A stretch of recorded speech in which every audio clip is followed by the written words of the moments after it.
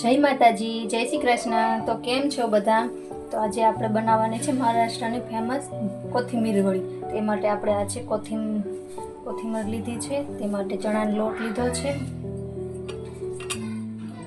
લસણ, આદુ લસણની ને મરચાંની પેસ્ટ કરવાની છે। આપણે માટે લવિંગના મરચાં લીધા છે, ચણાનો લોટ લીધો છે। તો ચાલો હું લોટ બાંધી લઉં, મરચાં ચટણીને ખાંડી લઉં, પછી મળીએ। અને ચેનલમાં નવા હોય તો ચેનલને સબસ્ક્રાઈબ કરી દેજો અને બેલ આઇકન ઓન કરી દેજો, જેથી કરી બધા વિડીયો તમને મળી રહે।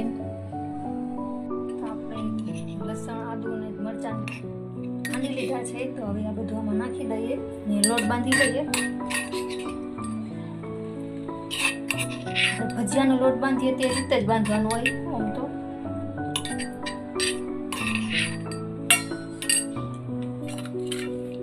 ધાણા ભાજી,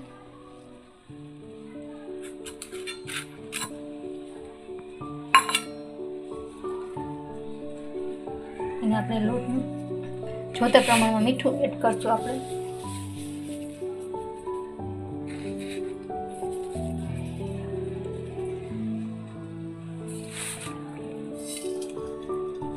થોડું પાણી નાખીને આપણે લોટ ડોઈ નાખશું, ભજીયાનો બાંધીએ એ રીતે જ।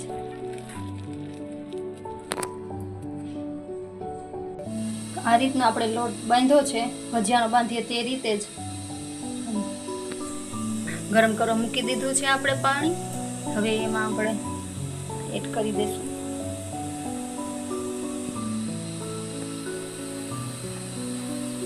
તો હવે આપણે ડીશમાં મૂકી દીધું છે, 10 મિનિટ માટે આપણે રાખશું।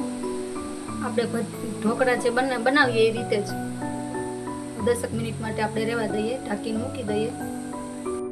તો હવે 10 મિનિટ થઈ ગઈ છે, તો આપણે ચેક કરી લઈએ, ચાકુથી ચેક કરી લઈએ, થઈ જ ગઈ છે ઓલમોસ્ટ।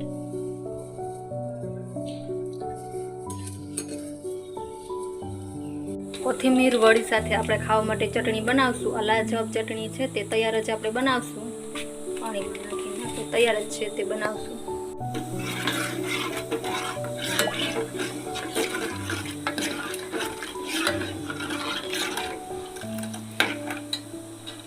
એમાં આપણે આ આદુ લસણની જે પેસ્ટ બનાવી છે મરચાંની, તે એડ કરશું, બીજું તો કાંઈ એડ નથી કરવાનું।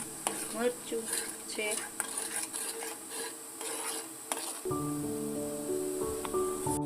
ચટણી આપણી રેડી થઈ ગઈ છે, એમાં ધાણા ભાજી આપણે નાખી દેશું।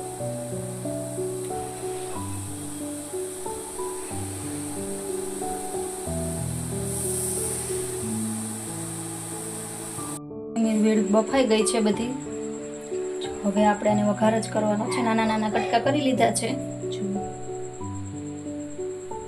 તો આપણે આને લીમડો નાખી વઘાર કરવાનો છે।